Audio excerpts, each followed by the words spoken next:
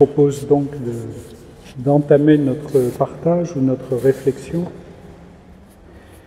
Pourrions le faire avec une prière. Je vous propose cette prière qui est une prière pour demander le discernement, parce que c'est bien l'objet aussi d'un synode, puis de la vie de nos églises d'une manière générale. Essayer de discerner ce que l'Esprit veut, ce que Dieu veut. C'est une prière du Père Ludovic Lécuru. Seigneur, comment serions-nous capables de savoir, sans ta sagesse, ce que nous devons faire? Que le don de conseil nous révèle, avec une joyeuse certitude, ta volonté en toutes choses. Vois la décision que nous devons prendre. Nous prions avec confiance ton esprit de sagesse afin de poser les bonnes questions et de trouver les bonnes réponses. Donne-nous d'avoir les pieds sur terre pour mieux entendre ce qui vient du ciel. Oui, Seigneur, nous te demandons de nous aider à être dans le réel.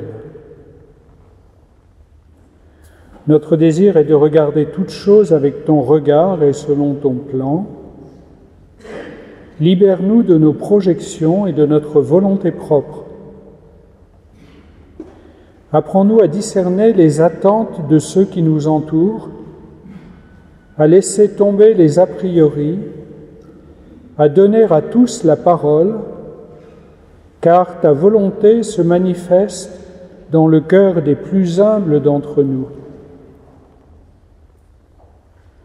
Nous savons, Seigneur, que tu parles par notre biais et par celui des événements de notre vie.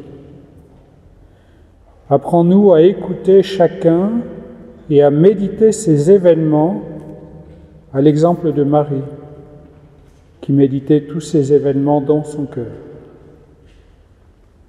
Que le discernement que nous demandons nous aide ensemble à progresser et à porter du fruit. Amen. Si vous voulez, nous invoquerons Marie tout à l'heure en conclusion. Nous lui confierons nos prières, puisque vous savez qu'on ne prie pas Marie, mais on confie nos prières à Marie pour qu'elle les présente à Dieu. C'est toujours Dieu que l'on prie et c'est lui qui exauce les prières, par la médiation de Marie parfois. C'est important pour le dialogue œcuménique, qui est aussi une dimension importante de la démarche synodale. Alors, je ne sais plus quelle était la commande, qu'est-ce qui était indiqué sur l'affiche. C'est pour témoigner de mon expérience et bon, ça va, je ne suis pas... Donc c'est bien sur le synode. Oui. Ce matin, je partageais aussi avec les dominicaines de Chalais sur cette même question, avec leur communauté. Il y a quelque temps, à la faculté Loyola, nous étions quelques-uns à avoir été présents au synode et puis on nous demandait devant une assemblée comme la vôtre, dans la première intervention que nous avions à faire, chacun et chacune, il y avait aussi Anne Ferrand, qui est du diocèse de Rodez et qui était aussi présente au synode au titre de notre Église en France, responsable de la formation permanente. Donc chacun de nous devait retenir un mot qui pour lui caractérisait, pour lui ou pour elle, la démarche synodale.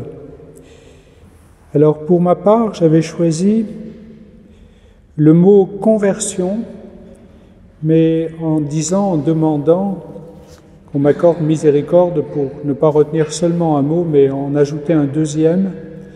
Et donc j'ai tenté l'expression « conversion à l'écoute ». Je crois que c'est cela qui est vraiment au cœur de la démarche synodale dans laquelle le pape François a voulu nous engager. C'est une conversion à l'écoute aussi large que possible. L'écoute de Dieu d'abord, écoute de tous les membres du peuple de Dieu, écoute plus largement encore de tous les membres de l'humanité, de toutes les cultures de l'humanité, qui portent en elles-mêmes, même si ce ne sont pas des cultures marquées par le christianisme, des germes du Verbe et des semences de l'Esprit. Donc écoute de toutes les cultures.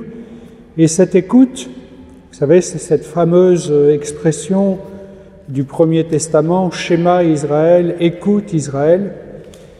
C'est cette écoute-là, ce discernement qui nous aide à comprendre ce que Dieu voudrait pour la vie de notre Église aujourd'hui et pour sa mission.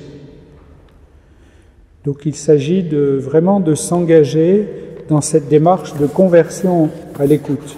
Le document du synode que peut-être certains d'entre vous ont lu, qui fait une 50aine de pages,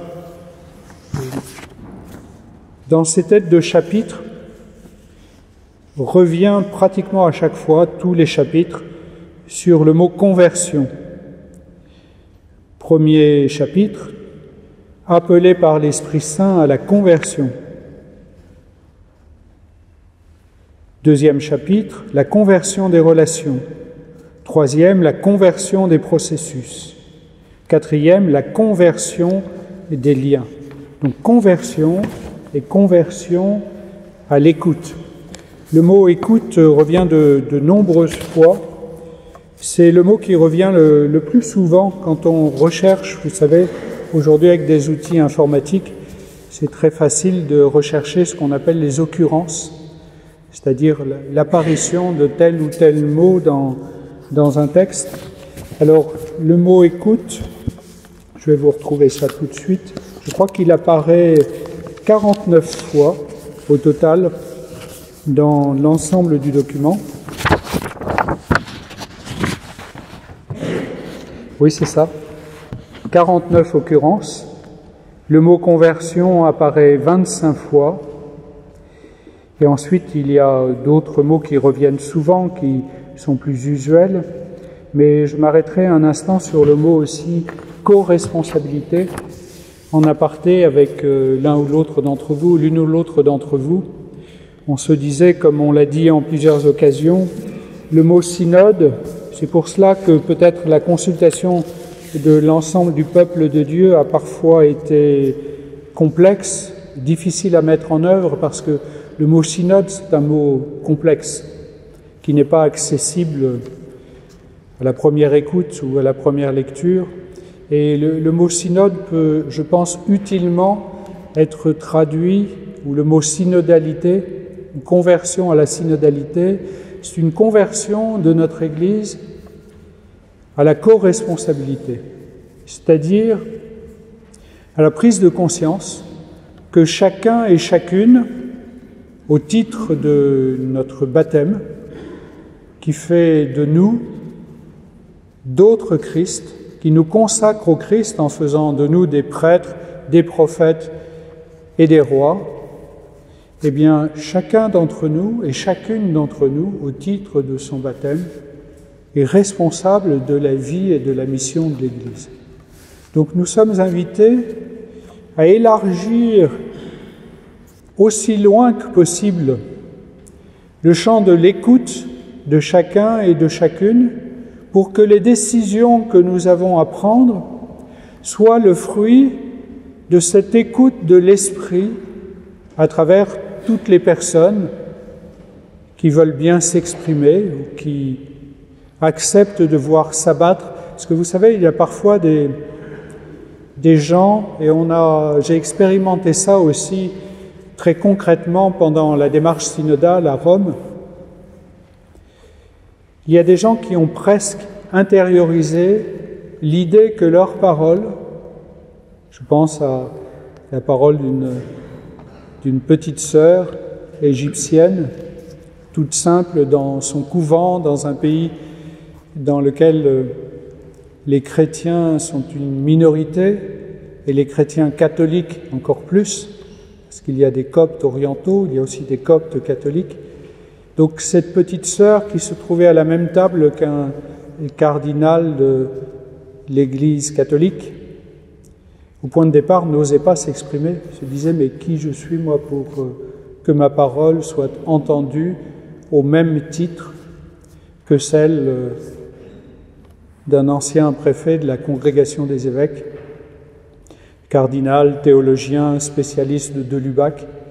Eh bien, il a fallu du temps au cardinal, je pointe le cardinal, mais je peux me pointer moi-même comme évêque, il a fallu du temps aux évêques, aux cardinaux, pour accepter de penser que la parole de cette petite sœur ou de cet homme qui était investi dans le secours en mer avec son bateau italien avait autant de valeur que la parole du cardinal, parce que le cardinal, comme lui ou comme elle, comme lui, ce sauveteur en mer, ou comme elle, cette petite sœur égyptienne, eh bien, sont habités par le don de l'Esprit, sont en vertu de la consécration baptismale, prêtres, prophètes et rois, et se priver d'entendre leurs paroles, c'est se priver d'une lumière qui pourra vraiment éclairer le chemin de notre Église. Décider simplement à quelques-uns,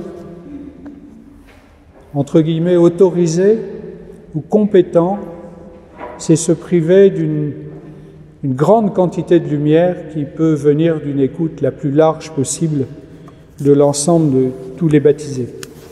Il y avait des représentants au synode de la communauté de Thésée qui ont fait, pour ceux qui, on pourra vous communiquer ce texte, ceux qui peineraient à attaquer un document de 50 pages, qui est parfois un petit peu difficile d'abord, ils ont fait un petit vadimecum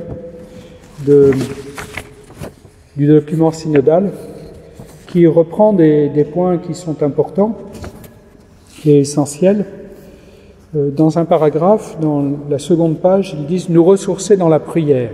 Les retraites précédant les sessions à Rome, nous étions invités avant même la session synodale à nous trouver dans une démarche de retraite, ont invité l'Assemblée à entrer dans une démarche spirituelle, donc une démarche d'écoute de l'Esprit.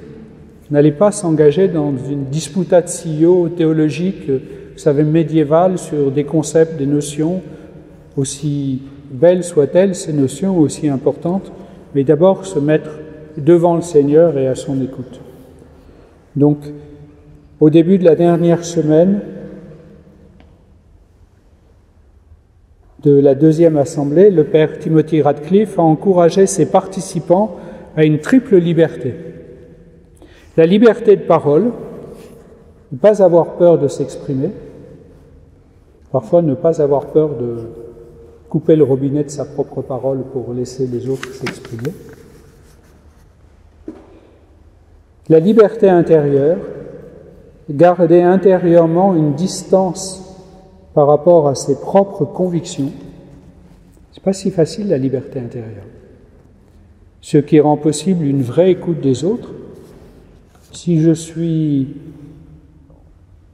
pas libre par rapport à ma sensibilité, à mon idéologie, je ne suis plus dans l'écoute. Et la liberté donnée par l'Évangile, nous confier à Dieu qui est là, au Christ qui nous devance, à l'Esprit Saint qui nous conduit. Donc, quand on parle d'un synode, on parle d'une célébration. Donc, ce dont nous avons vécu, ceux qui étaient présents au synode, environ 360 personnes de tout pays, de toutes conditions, eh bien, c'est une démarche spirituelle, c'est une célébration, c'est une liturgie, c'est une mise communautaire à l'écoute de l'Esprit pour s'efforcer d'entendre ce qu'il veut pour nous. Donc, première étape, se ressourcer dans la prière. Et nos frères de Thésée disent redécouvrir la joie d'être un peuple de Dieu solidaire. Le baptême nous constitue en peuple de Dieu en marche, solidaire avec toute l'humanité. Le baptême est la source qui confère à tous la même dignité d'enfants de Dieu. Tous autant que nous sommes là, nous détenons la même dignité d'enfants de Dieu. Je ne suis pas plus digne que vous parce que je suis évêque. J'ai un ministère différent. Mais la dignité fondamentale, la source de notre égalité, c'est vraiment cette dignité d'enfant de Dieu à laquelle nous accédons par le baptême. Les évêques et les prêtres ont comme mission, reçue par leur ordination, de reconnaître les charismes, de susciter la participation de tous à la vie de la communauté et d'ouvrir celle-ci à la communion plus large de l'Église universelle. Leur ministère ne leur donne pas un surplus de dignité, tout cléricalisme est banni.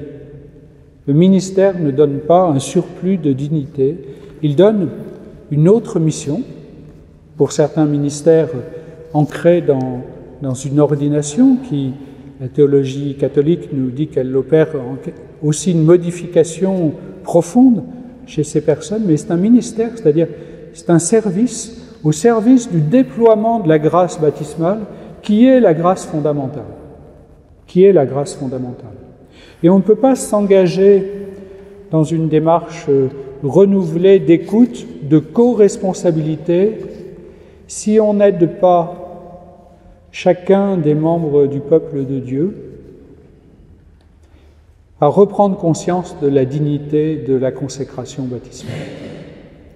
Vous savez, sortir de cette logique dans laquelle le sociologue et philosophe Pierre Bourdieu disait cela, il disait « il y a des gens qui n'ont le choix qu'entre se taire et être parlé », c'est-à-dire se taire ou que d'autres parlent à leur place. Mais à un certain moment, on va donner la parole à chacun et à chacune. Et en particulier aux plus petits, aux plus fragiles, à ceux qui, dans notre société, quand je dis notre société, c'est aussi la société de l'Église, ne sont a priori pas écoutés ou a priori n'ont pas voix au chapitre. Donc vaste défi que celui-là, mettre en lumière que le baptême donne une égale dignité à tous les chrétiens. Il y a un numéro qui est très synthétique, si on ne devait lire que celui-là dans le document du synode, c'est le numéro 28e. Il dit ceci: en termes simples et synthétiques, on peut dire que la synodalité est un chemin de renouveau spirituel et de réformes structurelles, tout cela devra se traduire aussi par des réformes structurelles, pour rendre l'Église plus participative et plus missionnaire, on pourrait dire plus co-responsable et plus missionnaire. Donc, en termes simples et synthétiques, un chemin de renouveau spirituel et de réforme de nos organisations, de nos structures, pour rendre l'Église plus participative et plus missionnaire. Je prendrai un exemple qui peut nous aider à comprendre ce que cela veut dire que de prendre le temps d'écouter toute personne. Après la nouvelle traduction qui avait été faite dans les langues que nous utilisons pour la liturgie du missel romain, donc ce sont des traductions qui ont été élaborées par des spécialistes de la liturgie, de la théologie, des langues bibliques, du latin, puisque la démarche un peu étrange d'ailleurs du cardinal Sarah était de dire il nous faut une traduction liturgique qui soit le plus proche possible au sens littéral du texte latin. Bon. Donc des gens très compétents ont effectué ce travail-là, et malgré tout, quand on a commencé à célébrer cette liturgie traduite à nouveau, on a eu des retours de gens tout simples, membres du peuple de Dieu, souvent dans des galères personnelles assez fortes, passées ou présentes, qui nous disent « mais cette prière-là, moi je ne peux pas l'entendre. Ça a sans doute été mal traduit ou mal écrit. » Et je pense peut-être que vous avez noté ça une fois ou l'autre. Vous savez, après le Notre Père, après avoir proclamé ensemble le Notre Père, on dit « Délivre-nous de tout mal, Seigneur, et donne la paix à notre temps. Soutenus par ta miséricorde, nous serons libérés de tout péché. » Là, on peut comprendre, la miséricorde de Dieu nous pardonne tout, quoi qu'il arrive. Par contre, la phrase suivante, et c'est celle-là qui heurtait ce qu'on appelle le sens de la foi des fidèles, des gens qui n'ont pas fait de théologie, qui n'ont pas fait de liturgie, mais qui nous disent « Père, ce que vous avez dit à la messe, là, ça ne va pas. » Alors, qu'est-ce qu'on dit à la messe qui ne va pas? Nous serons libérés de tout péché, à l'abri de toute épreuve. Qui a dit que les disciples de Jésus étaient, et Jésus lui-même d'ailleurs, étaient à l'abri de toute épreuve? De toute épreuve, à l'abri de toute épreuve. Donc le sens de la foi des fidèles nous pousse aujourd'hui, y compris avec les instances de validation de ces textes, à dire non, on ne peut pas utiliser cette expression-là, parce qu'elle est choquante dans la foi, et ce ne sont pas les théologiens qui nous ont aidés à le découvrir, ce sont les fidèles. Ce sont des personnes toutes simples de notre communauté, dans des galères, qui nous disent « Non, non, moi je sais que le Seigneur m'aime, pourtant je suis dans l'épreuve, et je suis dans la galère. » Donc c'est pas possible de dire ça. Le Seigneur ne nous met pas à l'abri de toute épreuve. Alors parfois, sans demander l'autorisation à Rome, on modifie la traduction, on ne vous le répéterai pas, mais on dit par exemple, il m'arrive de dire cela, mets-nous à l'abri du désespoir au temps de l'épreuve. Ça, c'est autre chose. À l'abri du désespoir au temps de l'épreuve. On est dans l'année de l'espérance. L'épreuve, elle est là et parfois elle est bien là. On pense d'ailleurs au pape François qui lutte contre la maladie. L'épreuve, parfois, elle est bien là, personnelle, familiale, communautaire, des pays en guerre, 1000 choses que vous avez en tête. L'épreuve est bien là, mais le Seigneur, en lisant les lettres des catéchumènes, je reviens de quelques jours passés à l'abbaye de la Pierre-qui-Vire, et j'avais emporté dans mes bagages les lettres des catéchumènes de cette année. Il y en a 200. Et donc c'est un travail, il faut faire ça sérieusement, cette lecture, parce que ces hommes et ces femmes, ces jeunes et ces moins jeunes, enfin là on est face à des catéchumènes adultes, donc les plus jeunes ont une vingtaine d'années, mais ils s'adressent à leur évêque et c'est sérieux, donc il faut prêter une grande attention à ce qu'ils écrivent. Et beaucoup d'entre eux ont connu une sorte d'expérience spirituelle assez forte, un moment de rencontre avec Dieu en Jésus-Christ dans une période d'épreuve de leur existence. D'épreuves personnelles, d'épreuves familiales, de deuil, de souffrances tout à fait inattendues. Donc le Seigneur ne nous met pas à l'abri de l'épreuve. Il n'a pas grand-chose à voir, ni dans la cause de ces épreuves, ni dans le fait de les faire disparaître. Le Seigneur, bien sûr, on le voit dans l'Évangile, guérit, mais j'allais dire ces guérisons sont apologétiques. C'est pour nous aider à comprendre qu'il est le Sauveur. Mais nous voyons bien au quotidien que le Seigneur ne nous guérit pas.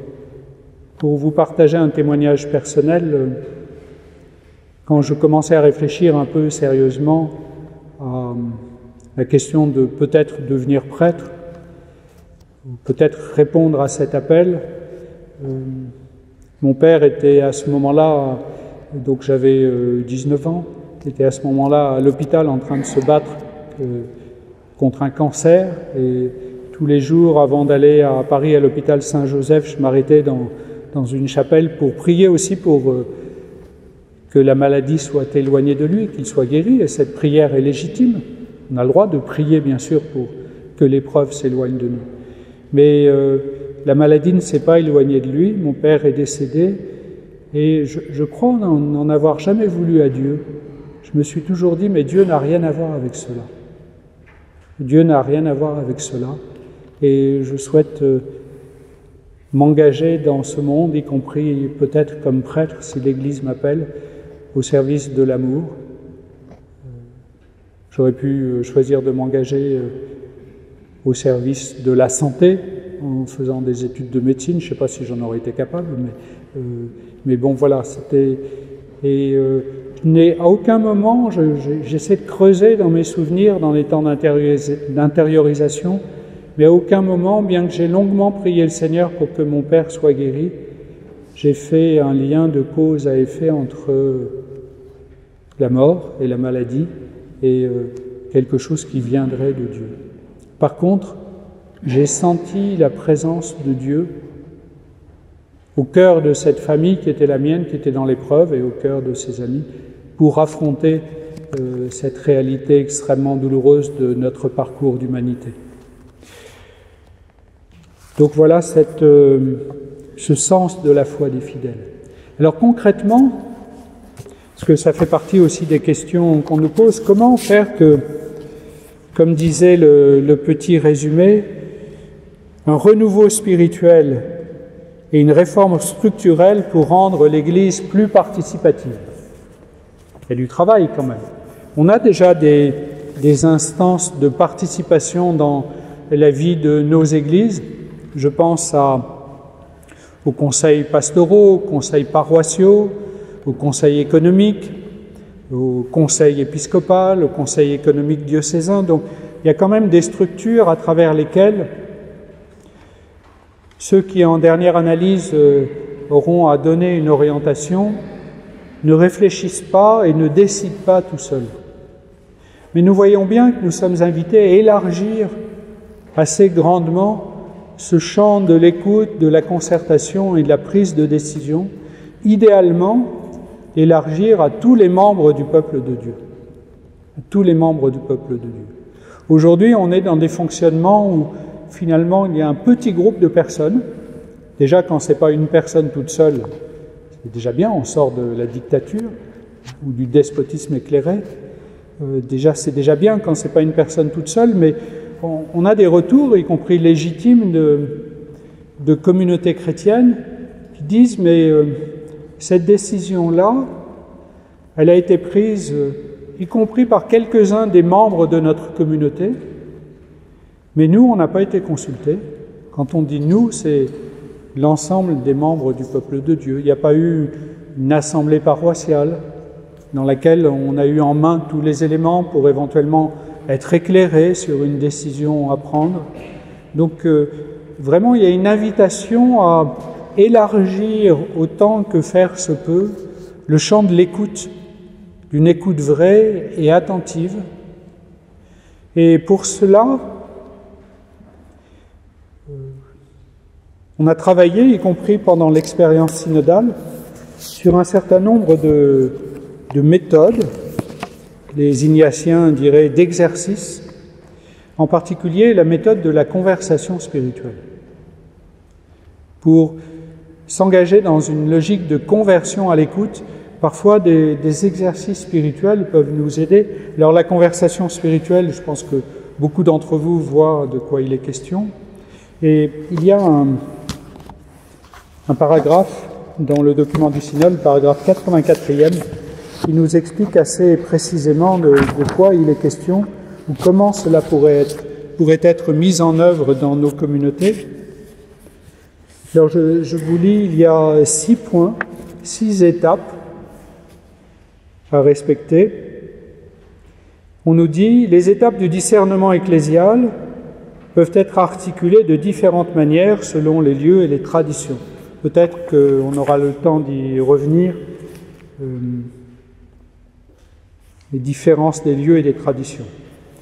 Cependant, sur la base de l'expérience synodale, il est possible d'identifier certains éléments clés qui ne doivent pas être oubliés.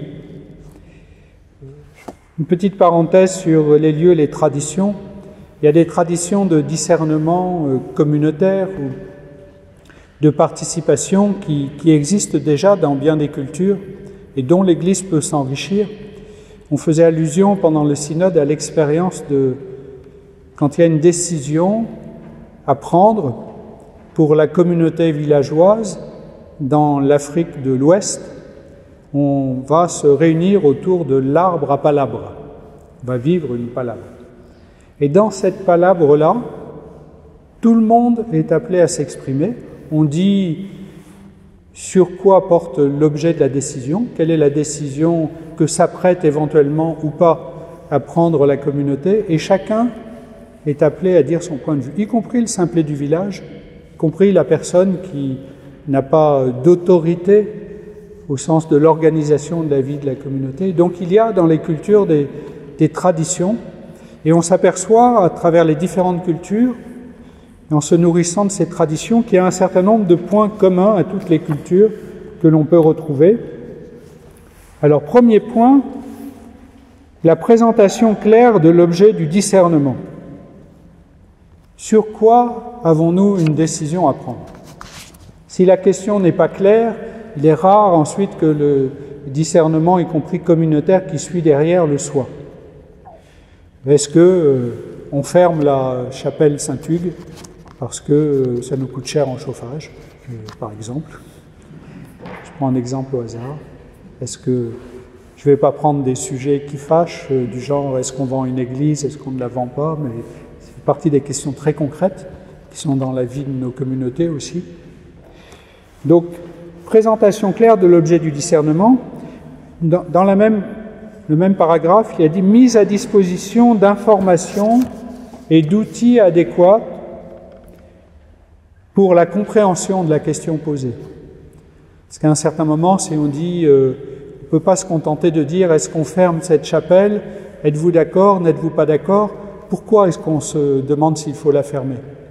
Quels sont les enjeux? Quelles sont les demandes des collectivités locales ou de la communauté chrétienne? Quels sont les enjeux de sécurité? Donc mettre à la disposition de tous ceux qui auront à donner leur avis tous les éléments qui peuvent éclairer la question qui se pose. Ça n'a l'air de rien, mais ce n'est pas toujours fait.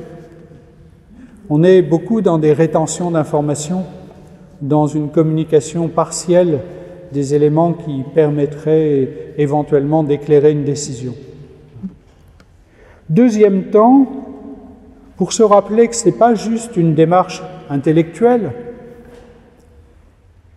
un temps approprié pour se préparer par la prière, l'écoute de la parole de Dieu et la réflexion sur le sujet. Très concrètement, sur les tables des cercles mineurs, vous avez vu comment était organisé le synode romain. Donc ce n'était pas une organisation en amphithéâtre comme ici, mais il y avait des petites tables de 10-12 personnes. C'était bien équipé en outils de communication pour que quand on parlait pour l'ensemble, quand on écoutait quelqu'un d'une autre table, on puisse l'entendre aussi. Mais donc l'organisation a une certaine incidence, mais sur ces petites tables, on prenait, quand une question nous était posée, un long temps d'écoute de la parole de Dieu et de prière. Il y a eu non seulement la retraite avant la session synodale, mais pendant la session elle-même, on prenait vraiment le temps, régulièrement et plusieurs fois dans la matinée ou dans l'après-midi, d'intérioriser, de prier, de lire des psaumes, de chanter ensemble aussi, pour que les décisions que nous apprêtons à prendre soient éclairées de l'intérieur par ce lien avec le Seigneur. Troisième dimension, on y faisait allusion tout à l'heure, une disposition intérieure de liberté à l'égard de mes intérêts propres, personnels et collectifs, et un engagement dans la recherche du bien commun. Si j'arrive avec l'idée que j'ai une position assurée, arrêtée, et que quoi qu'il arrive, je n'en changerai pas, je ne suis absolument pas dans une démarche d'écoute. Je suis dans une démarche de combat pour faire valoir mon point de vue, et ça, c'est presque le contraire de l'écoute. Donc, essayez d'arriver à cette liberté intérieure. Dans la pédagogie ignatienne, quand on fait une retraite d'élection pour faire un choix dans sa vie, on nous dit qu'il faut essayer d'atteindre une sorte d'indifférence intérieure pour se trouver devant Dieu, devant les autres, en disant écoute, évidemment, j'ai un point de vue sur la question, mais s'il faut, je suis prêt à changer. Donc cette liberté intérieure, et alors ce qui peut atteindre notre liberté, c'est l'idéologie. Quand on est enfermé dans une idéologie, on n'est plus trop libre. C'est notre affectivité, nos sympathies ou nos antipathies. Il y a parfois des personnes, elles n'ont pas encore parlé que déjà elles nous énervent. Donc on ne les a pas encore écoutées que déjà on s'apprête à ne pas être d'accord avec elles. Alors c'est peut-être parce qu'on sait déjà ce qu'elles vont dire, mais voyez, essayez de gagner de la liberté par rapport à ces sympathies ou ces antipathies, ou d'autres personnes qu'on vénère, a priori, elles peuvent dire n'importe quoi. « Oh, c'est beau, mon père, ce que vous avez dit. » Je dis à peu près n'importe quoi, mais... Donc voilà, nos sympathies, nos antipathies, cette liberté par rapport aussi à nos liens affectifs. Parfois, dire, accepter de se mettre en opposition intellectuelle par rapport à une personne qu'on apprécie et par rapport à laquelle il pourrait y avoir une rupture de relation, c'est pas si simple. Hein. De dire à un ami, écoute, non, je suis pas d'accord avec ce que tu dis là, ça je peux pas l'entendre. La position que tu exprimes là, elle est trop peu respectueuse de l'humanité pour que je puisse continuer à discuter avec toi. Donc ça peut nous engager dans une rupture de relation, de parler en vérité, mais parfois il faut accepter de se défaire de ce lien affectif pour le bien de la vérité. Donc une disposition intérieure de liberté. Quatrième point, une écoute respectueuse et profonde des paroles de l'autre. J'y faisais allusion tout à l'heure, quand on est 10-12 autour d'une table, chacun va prendre la parole pour la même durée. Dans ce que l'on va entendre, il y a des choses qui nous remueront intérieurement, mais on se réfrènera pour ne pas réagir, pour écouter et accepter éventuellement de laisser cette écoute faire un travail en nous pour nous déplacer un peu. Donc, une écoute respectueuse, profonde. Parfois, quand on est dans un tour de table comme ça, parce que nous sommes des humains, donc on a envie de faire bonne figure, de ne pas passer pour un imbécile.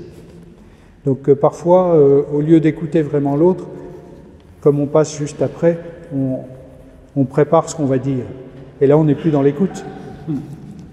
Je vois que ça fait allusion à des expériences. Donc là, on n'est plus dans l'écoute. Écoutez vraiment, en profondeur, sans réagir. Et c'est pas si simple que ça. Moi, je peux témoigner du fait que des gens comme moi sont des gens qui, comme ce soir, qui passent leur temps à parler. Je suis un peu un professionnel de la parole. Donc, quand on est un professionnel de la parole, il y a parmi vous peut-être des enseignants ou des gens qui sont dans ces postures-là. On risque de perdre l'habitude d'une écoute vraie, profonde, attentive de l'autre. Donc, il faut régulièrement se reconvertir à cela. Moi, je crois que vraiment, j'ai appris à mieux écouter. J'ai encore des progrès à faire, hein, mais à mieux écouter grâce à cette démarche synodale. J'ai appris aussi, et ça c'est peut-être une conversion que nous aurons à vivre en Église, prendre le temps d'écouter tout le monde, ça prend du temps. Et nous sommes des gens pressés, nous voulons aller vite. Parfois il faut accepter d'être dans une autre relation au temps, et dire ben non, c'est pas mûr, on n'a pas encore suffisamment écouté la communauté, les hommes et les femmes qui sont concernés. Donc on va remettre tout cela sur le métier à tisser. Donc ça nous engage dans une autre relation, nous qui sommes dans des sortes de pathologies de la rapidité, nous sommes toujours à courir, ça nous engage dans une autre relation aux autres, l'écoute, et une autre relation au temps, prenons le temps. Nous sommes normalement des témoins dans le temps, mais des témoins d'éternité. Parce qu'on peut essayer de se convertir à une autre relation au temps. Le cinquième point, la recherche du consensus le plus large possible. On s'écoute, il y a une question qui est posée, on essaie de trouver un consensus. On n'y parvient pas toujours, parce qu'il peut y avoir des désaccords qui restent ancrés, et faut simplement en prendre acte. Le document nous dit « sans masquer les conflits, sans chercher des compromis vers le bas ». À un certain moment, ça nous arrive dans nos conseils, je pourrais parler du conseil épiscopal, où nous sommes une douzaine de personnes, on essaie de trouver un consensus, on ne le trouve pas, il y a une ou deux personnes qui n'adhèrent pas, pourtant il faut prendre une décision, parce que parfois elle est urgente et on ne peut pas attendre. Eh bien on sait que ces personnes-là ne seront pas suivies dans la vie qu'elles ont donnée, mais elles auront été écoutées. Et ça change souvent beaucoup les choses d'avoir été écoutées, même si au final on n'est pas suivi. Parce qu'on a été respecté. Notre avis a été entendu, il n'a pas été retenu, ou pas complètement au final, mais on a eu la possibilité de l'exprimer. Et puis dernier point, la formulation par le responsable de la réalité. Alors ça peut être une paroisse, ça peut être un diocèse, ça peut être une association de fidèles, une communauté religieuse. Il y a toujours quelqu'un qui, en dernière analyse, après le temps de l'écoute, a la responsabilité de dire « Bon, maintenant, voilà quelle est la décision ». Et là, il ne faut pas se défausser par rapport à cette responsabilité. Certains disent « Oui, la synodalité, avec ce concept de co-responsabilité, c'est finalement faire entrer la démocratie dans l'Église ». Bon, d'abord, est-ce que c'est une mauvaise chose qu'il y ait un peu de démocratie dans l'Église? C'est pas sûr, mais je crois que c'est pas ça qui est en cause. En réalité, l'Église n'est pas une démocratie au sens strict du terme, parce que déjà le processus même de la révélation fait qu'elle nous vient de Dieu et que nous avons à l'accueillir. C'est pas nous qui créons les concepts théologiques, le mystère de l'incarnation, le mystère trinitaire. Ils nous sont donnés. Donc il y a à un certain moment cette dimension-là de transmission. Mais il peut arriver dans certains cas, dans une démocratie telle que nous la connaissons dans nos pays, qui sont bien imparfaites d'ailleurs, et on peut se demander parfois si on est encore en démocratie, quand tout est aux mains du pouvoir de l'argent, mais bon, ça c'est une autre question, c'est pas une soirée sur la politique. Mais dans une démocratie comme la nôtre, si demain il y a un référendum sur la peine de mort, eh bien à un certain moment, les gouvernants doivent suivre l'avis majoritaire. Dans l'Église, il n'en est pas ainsi. Si une majorité de fidèles mettait la pression sur le pape en disant « vous avez demandé à ce que la peine de mort, la possibilité de la peine de mort soit retirée du catéchisme de l'Église catholique, nous ne sommes pas d'accord », le pape, dans sa responsabilité, dirait « je vous ai bien entendu, mais non, on ne va pas faire ça ». Il nous avait partagé cela après le synode sur l'Amazonie, avec des évêques français. On était à Rome pour la visite ad limina, c'est-à-dire une visite régulière. Les évêques vont rendre compte au pape de l'exercice de leur ministère et de la vie de leur diocèse. Et le pape disait, après le synode sur l'Amazonie, « J'aurais pu suivre une majorité des avis qui étaient plutôt favorables à l'ordination comme prêtre d'hommes mariés pour l'Amazonie, de viri probati. » Et le pape nous disait, j'ai répondu et j'ai dit aux membres du synode, par rapport à une prise de décision comme celle-là, aujourd'hui, à ce moment-là, je n'éprouve pas de consolation intérieure. Vous savez, c'est un jésuite, consolation, désolation. Il dit, j'ai le sentiment que dans la responsabilité que le Seigneur m'a confiée, et en me mettant devant lui dans la prière, pour lui être fidèle, je ne peux pas prendre cette décision. Il dit, il y a sans doute d'autres choses à tenter avant.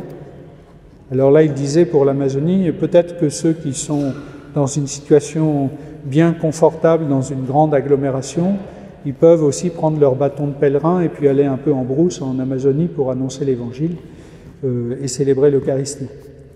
Donc le pape n'a pas dit que cette décision d'ordonner des hommes mariés comme prêtres, des viri probati, ne serait jamais prise, mais il a dit dans sa responsabilité, donc se mettant à distance de la majorité des avis du synode, il a dit non, je ne prends pas cette décision. C'est pour illustrer le fait qu'on n'est pas à proprement parler, même si ça y ressemble, et on souhaiterait que ça y ressemble plus parfois, dans un mode de fonctionnement démocratique.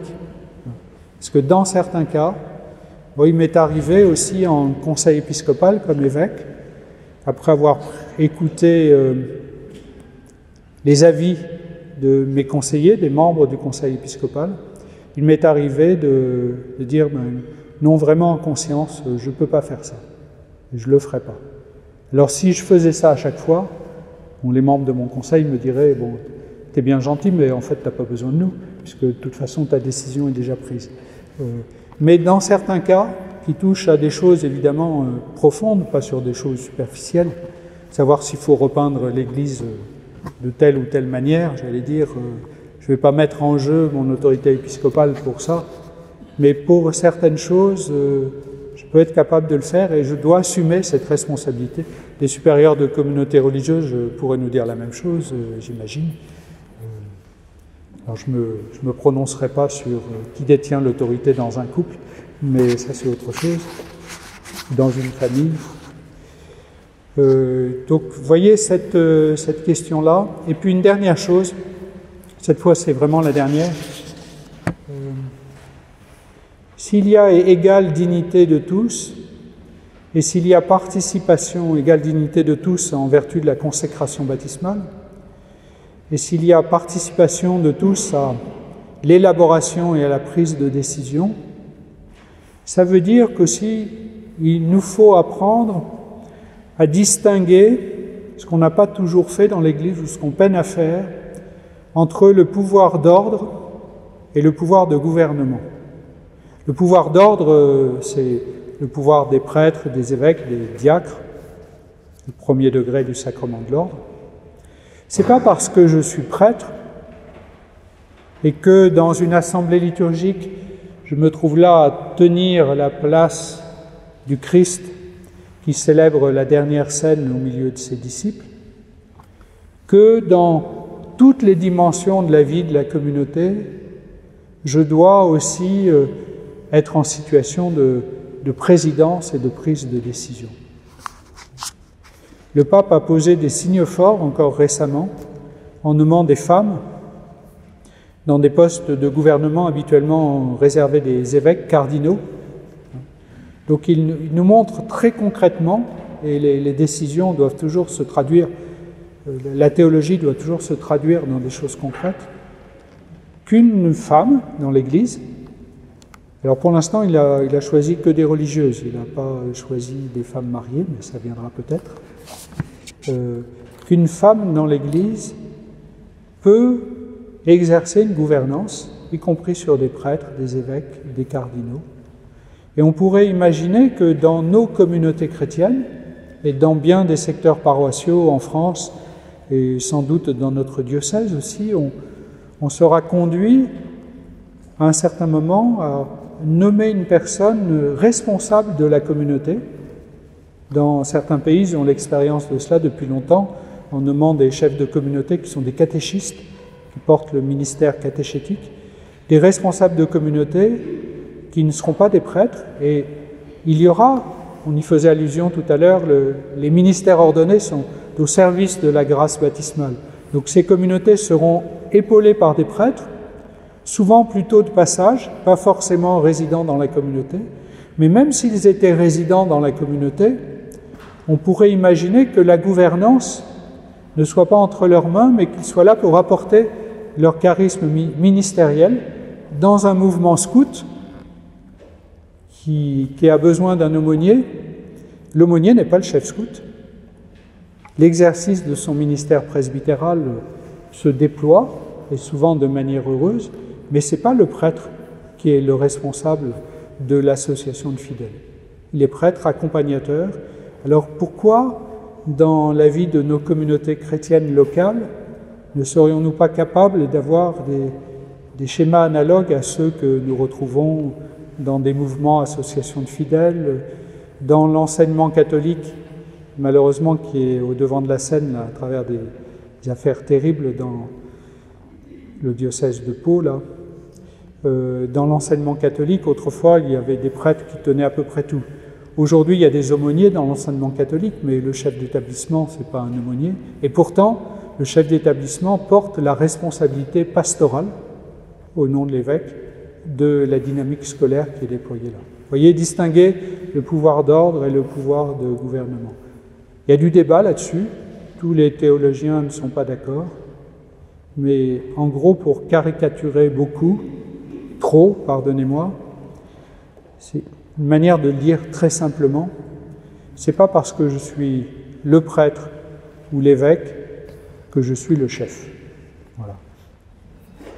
C'est dit de manière assez simple, mais je pense que ça peut aider à comprendre aussi de quoi il est question. Ça ne veut pas dire que ma place n'est pas importante, ça ne veut pas dire que je ne vais pas être écouté, que je ne peux pas apporter quelque chose de vraiment spécifique à la vie de la communauté, mais la gouvernance,